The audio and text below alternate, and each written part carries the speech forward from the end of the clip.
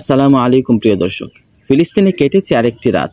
বোমা, কান্না, প্রার্থনা আর কিছু সামান্য আশার আলো নিয়ে গতকাল ইসরায়েলি বাহিনী গাজার উপর ১৯টি বিমান হামলা চালায়। ভয়াবহভাবে ক্ষতিগ্রস্ত হয় খান ইউনুস, রাফা ও বুরেজ ক্যাম্প। এ হামলায় শহীদ হয় ৪৮ জন ফিলিস্তিনি, এর মধ্যে ৯ জন শিশু ও ৭ জন নারী। আহত হয়েছে প্রায় ৯৫ জন। একই পরিবারের ৬ জন একই রাতে নিহত হয়েছেন। একজন বেঁচে ছিলেন শুধু রান্নাঘরে থাকার কারণে। এক অসহায় নার্স কাঁদতে কাঁদতে বলছে, আমরা মানুষ না হলে হয়তো এত কষ্ট পেতাম না বা এত কষ্ট পেতে হতো না। গতকাল ধ্বংস করা হয়েছে ২টি মাদ্রাসা, ৩টি স্কুল, একটি ঐতিহাসিক মসজিদ।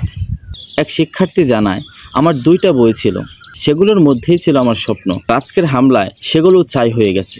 গতকাল গাজায় প্রবেশ করেছে ৪টি ত্রাণবাহী ট্রাক, তবে এর বেশিরভাগই সীমিত এলাকায় পৌঁছেছে।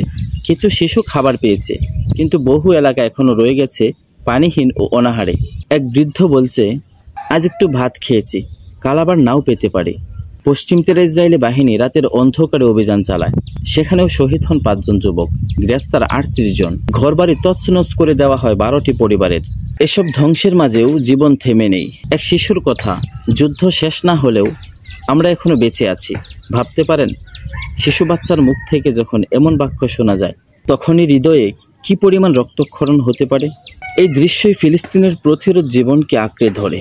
ফিলিস্তিন এখনও হার মানেনি। এই ছিল ফিলিস্তিনের গত ২৪ ঘন্টার আপডেট।